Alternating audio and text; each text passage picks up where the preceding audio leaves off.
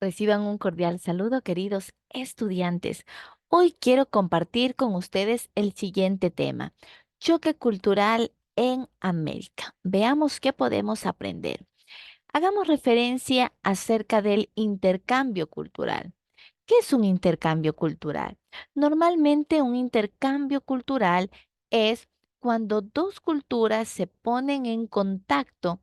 Estas se presentan fenómenos de intercambio de culturas, de costumbres que normalmente modifican a ambas sociedades. Por ejemplo, es importante distinguir cómo cuando dos culturas se ponen en contacto, pongamos un ejemplo, un ecuatoriano se pone en contacto con una persona venezolana.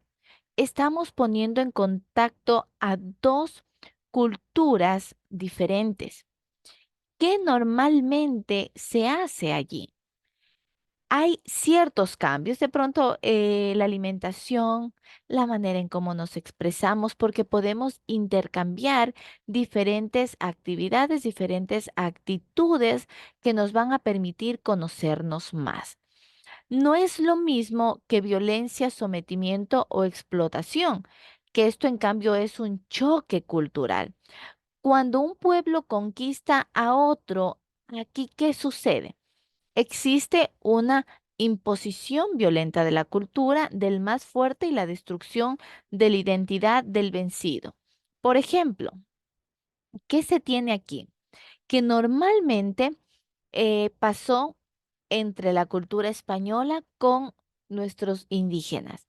Los españoles vinieron de manera violenta a imponer los sus culturas, sus tradiciones, su manera de vivir. Entonces se impuso y hubo violencia, hubo explotación y hubo destrucción de la identidad inca y de otras culturas más.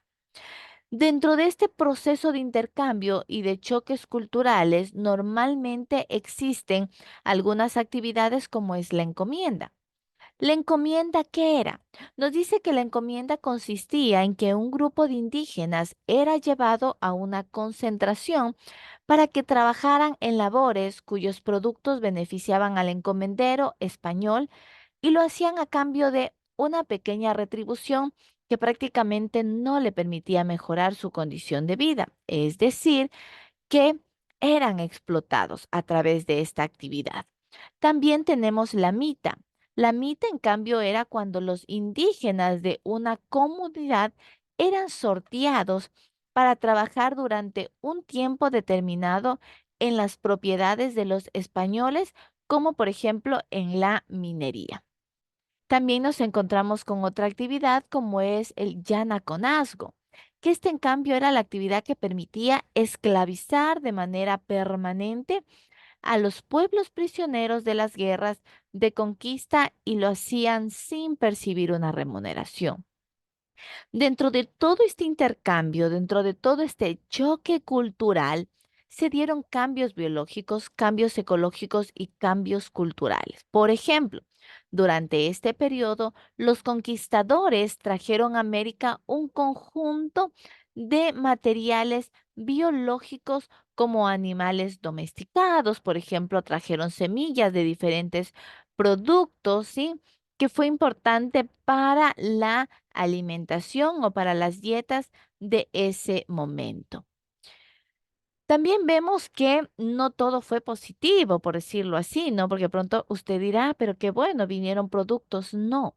Al mismo tiempo, trajeron por error organismos, bacterias, virus, enfermedades, roedores y lamentablemente en 1529 sucedió la primera epidemia de la viruela que mató al emperador Huayna Cápac, padre de Atahualpa.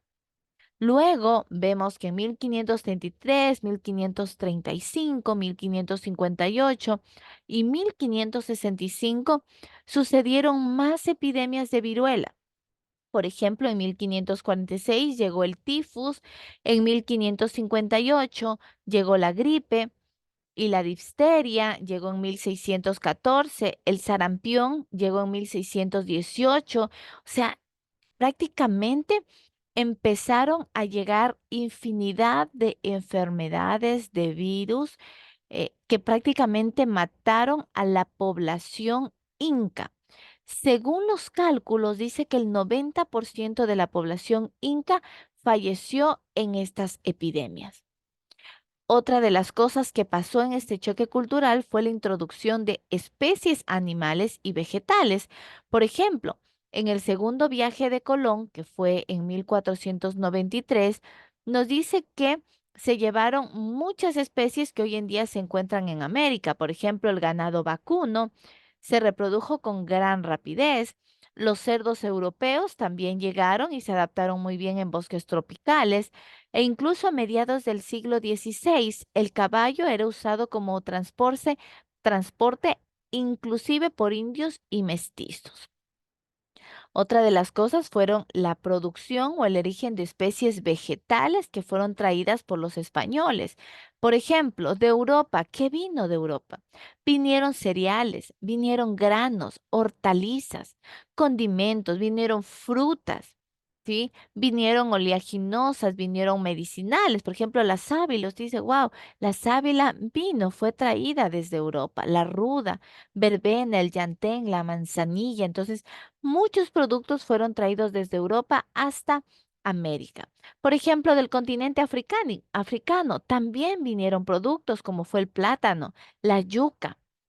Desde Asia se trajo la caña de azúcar que vino o provino de las Canarias, Azores, de Madeira y la costa africana. Y por último, acompáñenme a ver un poquito cómo era la estructura familiar y la vestimenta de los incas. Por ejemplo, nos dice que las parejas se casaban bastante jóvenes y normalmente se lo hacía con la finalidad de poder empadronarlos y poderles cobrar impuestos. En ese tiempo se prohibía la poliginia y de las uniones de parientes entre los dos primeros grados. Se fue introduciendo el compadrazgo como una figura familiar. Sí, vemos que la nobleza indígena se casó con los españoles y se iba introduciendo la lana en las zonas frías y cambio en la vestimenta. Los varones empezaron a usar calzones y camisas. Y aquí tiene una de las características de la vestimenta tanto del hombre como de la mujer. Espero, jóvenes, haya agradado este tema. Un lindo fin de semana.